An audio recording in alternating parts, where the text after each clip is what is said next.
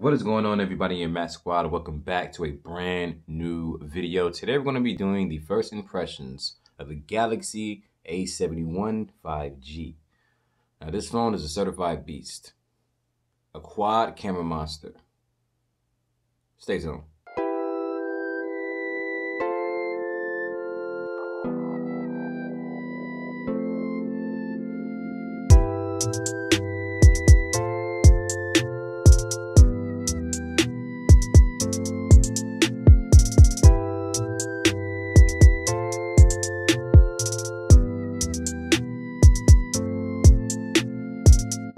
So Matt Squad, as I said in the intro of this video here, this is going to be the first impressions of the Galaxy A71 5G. And the first thing I want to discuss is the price of the device and how I actually got it. So the price I got it at was about $649, but the next day, it's kind of funny, they had a sale going on where you get $200 off it. So I'm definitely going to be calling Verizon pretty soon to get my discount because I'm not going to pay more if I don't have to.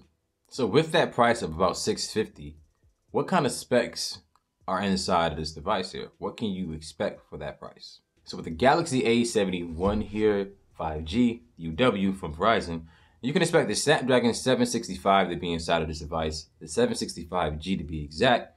You're going to have 8 gigs of RAM, 128 gigs of internal storage, and you're also going to be running Android 10 out of the box here. Now on the bottom of the device, you're going to have a USB Type-C port for charging, headphone jack, and also a loudspeaker. But if you turn around and look at the back of the device, you're going to have a quad camera setup in which the main sensor is going to be 64 megapixels at wide. You're going to have a 12 megapixel ultra wide camera, and you're also going to have a 5 megapixel depth and 5 megapixel macro. Now this camera in the rear is capable of shooting full HD video at 60 frames per second, also 4K, and the wide angle camera in the rear is also capable of shooting 4K video as well. Now if you flip the phone around, you can see the 32 megapixel selfie camera, in which it has the ability to record 4K video as well, 1080p at 60. It's the first one I had where it actually had that capability, so I was actually pretty impressed. Going on with the specs here, the device features a 6.7-inch Super AMOLED Plus display with the resolution of Full HD. So basically, it's not 2K, but super duper crisp. When I say this screen is beautiful, it's an understatement. Now you also have NFC with this device, and for the first time ever for me, I have a device with a ultrasonic, or basically a fingerprint scanner under the display, and it works pretty well. Now powering up this device here, the 6.7-inch screen, is going to be a 4,500 milliamp hour battery, and so far with the experience, it's been pretty good. Now if you look along the side of the device here, it's going to have a power button and the volume up and down key, of course. And on the top of the device, you're going to have your SIM tray slot for expandable storage. You also have a noise canceling mic on top as well. Now with the design of this phone here, I'm curious because I read one thing online, and I'm just not able to tell myself, even with the phone being in my hand, but it does have a decent amount of weight to it. I believe it's made with metal on the sides of the device, like on the outside, the actual body, the chassis. If you would like to say chassis, the chassis is made of aluminum, but the back itself is plastic. It's definitely not glass. So going over all those specs with the Galaxy A71 5G here, let me know in the comment section, do you think it's worth the money? Or do you think it's better to find something a little bit cheaper with the same specs? If you can, let me know. So yes, it having 8 gigs of RAM, the performance on this device is pretty good. I am in love with this phone here. I don't think I ever had a phone. Yeah, no, for sure. I never had a phone with 8 gigabytes of RAM inside. It seems as though it flies with every single thing. And the fact that it's not a flagship processor is what confuses me, because the 765G is pretty fast, damn near flagship if you ask me. Bouncing in and out of applications is no problem. I'm telling you, I can go to Instagram back and forth and it will be on the same photo that I was looking at earlier. So overall, with the performance of this device here, with it having the Snapdragon 765 inside, paired up with 8 gigs of RAM and 128 gigs of storage, you're not going to be upset at all. Opening up applications is going to be a breeze. Bouncing in and out of applications is going to be a breeze. LTE connectivity with this device is stellar as well. You're not going to be upset at all. Now, when it comes to the 5G connectivity, that's something that I didn't actually experience just yet. But trust me, as time does go on, and in my area, I do have apparent 5G coverage. I will get a chance to use it, hopefully sometime in the near future. But as of right now, LTE is working just fine. There's really nothing to complain about. Now let's go ahead and talk about one of the highlighted things on this device here. It's the cameras. As I said, the camera on the rear, or the cameras on the rear, feature a 64 megapixel main sensor, 12 megapixel wide, and a depth and macro lens that are both 5 megapixels.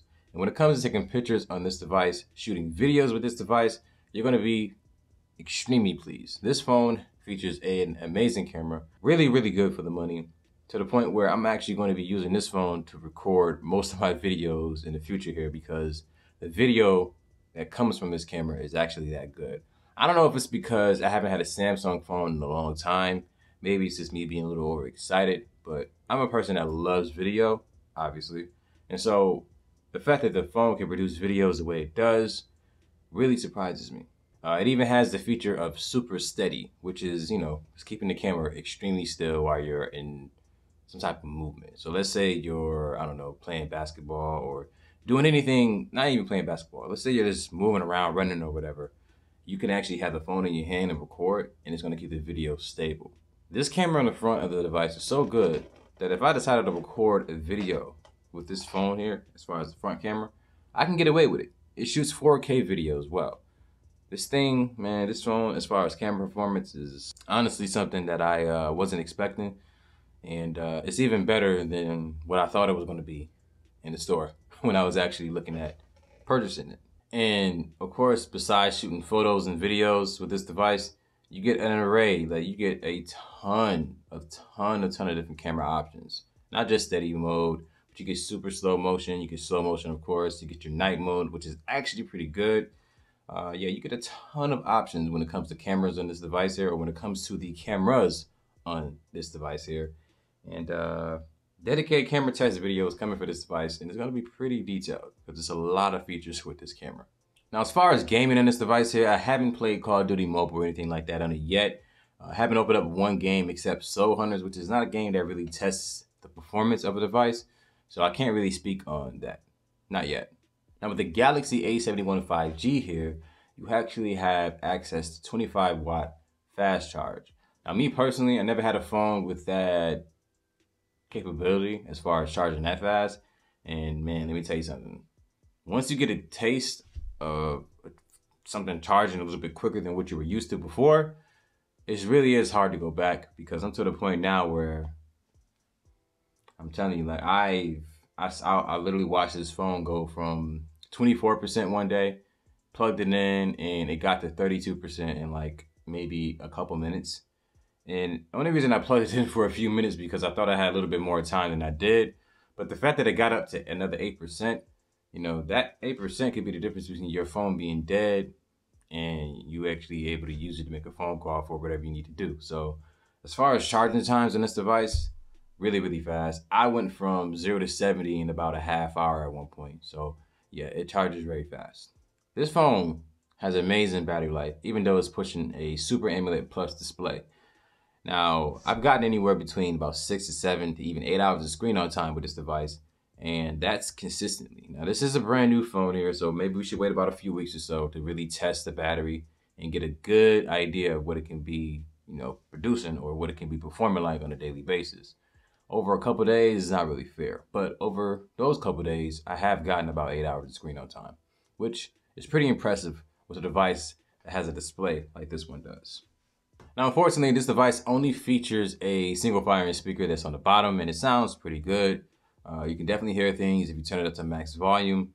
Now, some people may say it sounds a little bit low, but it doesn't feature a dual speaker setup. So the fact that it's not loud enough, even if it was louder and a little bit more clear, it will still be a downer for me, because I have a device that's cheaper than this that has dual speakers on the front. Now, when it comes to the performance on apps like AnTuTu Benchmark, Geekbench 4, Geekbench 5, these numbers are fairly, decent. On AnTuTu Benchmark, we got a score of 309,377, which, if you ask me, is a really good score. Faster than any other mid-range to budget device that I have right now, for sure. The closest one is the Redmi Note 9S at about 229, 230, I think. But when it comes to Geekbench 5, I got a single core score of 603 and a multi-core score of 1,746. And I also did another test with this device like the day I got it, and the single core score was 618 and the multi-core score was 1,863. So the numbers does fluctuate there, but consistently it's about the 600 on the single core and about 1,800 on the multi-core. Now, of course, if we go over to an older version of Geekbench, which is Geekbench 4 here, so I got a single core score of 2,793 and the multi-core score of 7,320. So between the Geekbench 4 score, the Geekbench 5 score, and the AnTuTu benchmark score, I'll say the numbers are about what I expected, or what a device that has the Snapdragon 765 actually perform like. Now, don't get me wrong, it is kind of weird when I test the device first out the box and it has a little bit higher of a score, and then a few days later, the score is like depleted by like a couple thousand points. Doesn't really make much sense to me, but it is fun to get these numbers here and just see who has the bigger numbers when it comes to performing tests like the AnTuTu benchmark and Geekbench. This device features Android 10. It's going to be running Samsung's One UI, I believe it's called. And the skin is pretty cool. Definitely a lot faster than what I was using on Samsung in the past here. And they have definitely come a long way. Now, one of the negative things about this device, which is actually a surprising thing for me because it is a Samsung phone here, is the availability of accessories for the Verizon model. Because little did I know, the Galaxy A71, the A71 5G, and the A71 5G UW are slightly different in size, which is kind of crazy because I didn't actually realize that. You're not going to be able to find one that's going to exactly fit your phone, but I did pick up a couple cases that were originally fitted for the A71 5G and not the Verizon model, but they actually do fit. I kind of sucked about it. So accessories and things like that for the Galaxy A71, it may be pretty hard for you to find some stuff. Not really hard for you to find some stuff, but it may be hard for you to find the stuff that you would prefer. I love the cameras on this device. I love the charging speeds. So it just has a lot going for it. And I can definitely recommend it to anyone out there who's looking to experience 5G whenever they actually get a chance to experience it. And enjoy a pretty decent phone without breaking the bank. The Galaxy A71 is that phone for me. And I believe it can be that phone for you as well. So, Mac Squad, let me know in the comment section below, is the Galaxy A71 5G UW worth the money, or should I have gotten something else? Should I just say, you know what, go ahead and grab the Note, even though it didn't have the feature that I was looking for? Or should I have waited for the new iPhone? I don't know. Should I have just gotten the Pixel 4? I don't know. What should I have done? Do you think the Galaxy A71 was a good pickup? Let me know. And if you are new to the channel here, consider subscribing so that you don't miss any coverage when it comes to mid-range devices like the Galaxy A71 5G. And Mac Squad, like this video here so that other people just like you can get a little bit more help when it comes to researching mid-range devices like the Galaxy A71 5G. And then you get to see first impression videos like this one here. It makes sense, right? And last but not least, share this video with your friends and family and let them know that not all Android cameras suck. It is just not true. But until then, my name is Max Rock. Thank you for watching this video. Have a good day, y'all. Deuces.